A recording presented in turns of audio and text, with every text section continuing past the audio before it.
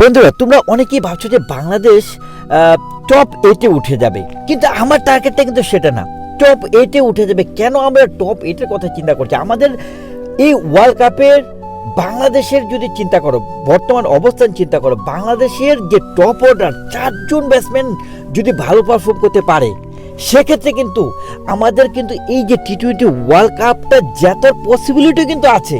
হ্যাঁ, তোমাদের কাছে হাসির পাত্র হতে পারে, কিন্তু তোমরা কি চোখে দেখছো না যে বাংলাদেশের যে পেসারগুলা, এই যে মুস্তাফিজ যে কে পারফর্ম করছে এখন, কাইন্ড অফ ইন্ডিয়ার বুমরা আর মুস্তাফিজ বাংলাদেশের কিন্তু এক মানদণ্ডতে কিন্তু তোমরা রাখতে পারো হচ্ছে যে মোহাম্মদ আমিরের বা শাহিন শাহ আফ্রিদির সাথে বাংলাদেশের মুস্তাফিজকে কম্পেয়ার করতে পারো। তাসকিন এবং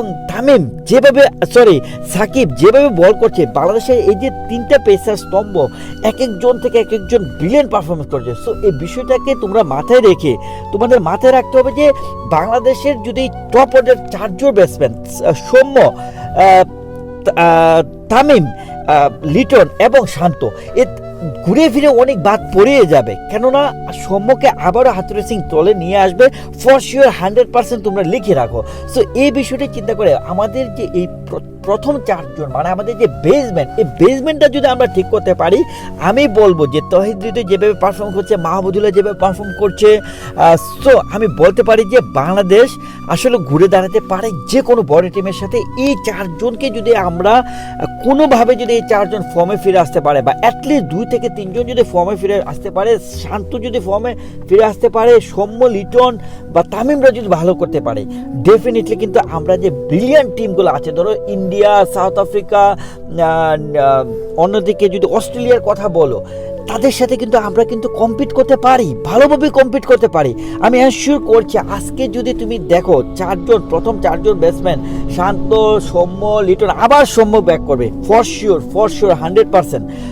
ওরা যদি ভালো করতে পারে, আমাদের জন্য কিন্তু বিগ প্লাস পয়েন্ট হয়ে যাবে বন্ধুরা।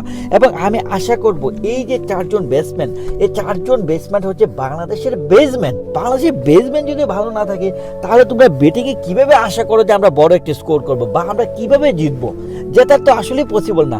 আমি তো মনে করি যে তাহিদ হৃদয়ের এক্সেপশনাল পারফরমেন্সের কারণে বাংলাদেশ এখন পর্যন্ত টিকে আছে।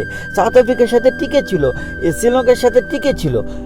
সো তাহিদ হৃদয়ের পারফরমেন্স ছাড়াই কিন্তু আমাদের অবস্থা একদমই রীতিমতো খুবই বাজে অবস্থা। সো বন্ধুরা, আমি মনে করি হাতুড়ি সিং থেকে শুরু করে বাংলাদেশের ব্যাটিং কোচ যদি এই 4 জন ব্যাটসম্যানকে স্পেশাল লুক আফটার করে, এবং এই 4 জন ব্যাটসম্যান যদি নিজেদেরকে ইমপ্রুভ করার জন্য মরিয়া হয়ে ওঠে, তাইলেই বাংলাদেশের জন্য এই ওয়ার্ল্ড কাপের ট্রফির কথাও বলছি, আমি ট্রফিটা স্পর্শ করা পসিবল।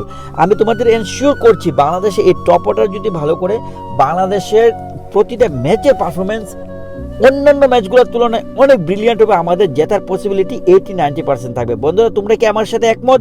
যদি একমত হও, কমেন্টস করো। তোমরা ভালো থেকো। Thank you so much.